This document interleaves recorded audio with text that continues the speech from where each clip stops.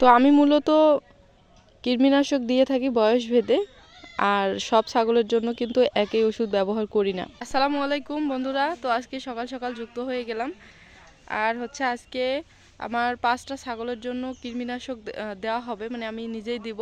তো আমি ওই যে ওষুধ নিয়ে আসছি এবং কিভাবে দিব, কোনটা ছাগলের জন্য কত ml করে দেব, মূলত সেটাই আজকে আপনাদের সাথে শেয়ার করব।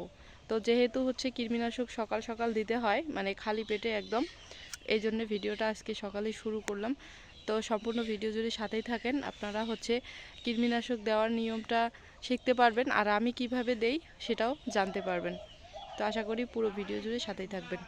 তো আমি মূলত কৃমিনাশক দিয়ে থাকি বয়স ভেদে, আর সব ছাগলের জন্য কিন্তু একই ওষুধ ব্যবহার করি না। আর এই যে দেখেন, এটা নিউট্রাক্স ফেট। এটা ছোট ছাগলগুলোকে দিব, যেগুলো এখনও হিটে আসে নাই, বা 3 মাস থেকে অর্থাৎ হিটে না আসা পর্যন্ত আমি এই ওষুধটাই দিয়ে থাকি। আর যেগুলো একবারে মা হয়ে গেছে, অর্থাৎ মা ছাগলগুলো বা বড় ছাগলগুলোর জন্য আমি দিয়ে থাকি এমেকটিন প্লাস। তো 5টা ছাগলকে দেব আজকে। তো আমি মূলত এই সিরিজটা দিয়ে সব সময় কীটনাশক দিয়ে থাকি, আর আমার কাছে এরকমভাবে দেওয়াটাই সুবিধাজনক মনে হয়। আর এইভাবে দিলে পুরোটাই ছাগলের পেটে চলে যায়। তো এইখানে একটা প্রায় 7 থেকে 8 মাসের ছাগলের জন্য নিছি, যে ছাগল এখনও হিটে আসে নাই, দুর্বল ছিল এই জন্য। তো এটা ছাগলের জন্য 5 ml নিছি। আর একটা ছোট ছাগলকে দেব, ওটা 3 মাসের, ওইটার জন্য 2.5 ml। এবং যে ছাগলগুলো বড় হয়ে গেছে, অর্থাৎ 5 মাসের বেশি হয়ে গেছে, ওগুলোর জন্য প্রতিটাকেই 5 ml করে দেব। তো চলুন এখন দেখাই যে কিভাবে আমি দেব।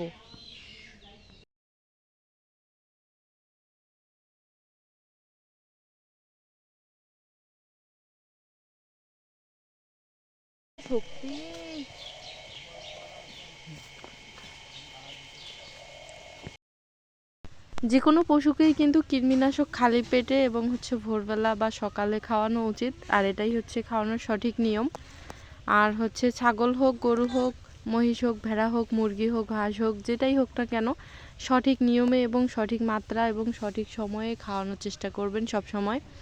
তাহলে দেখবেন যে সব সময় পরিবেশটাও ঠিক থাকবে এবং আপনার পশুও ঠিক থাকবে।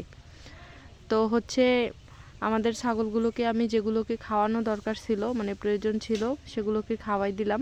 আর আমি যে নিয়মে খাওয়াই সেটাই মূলত আপনাদের সাথে শেয়ার করলাম এবং দেখাইলাম।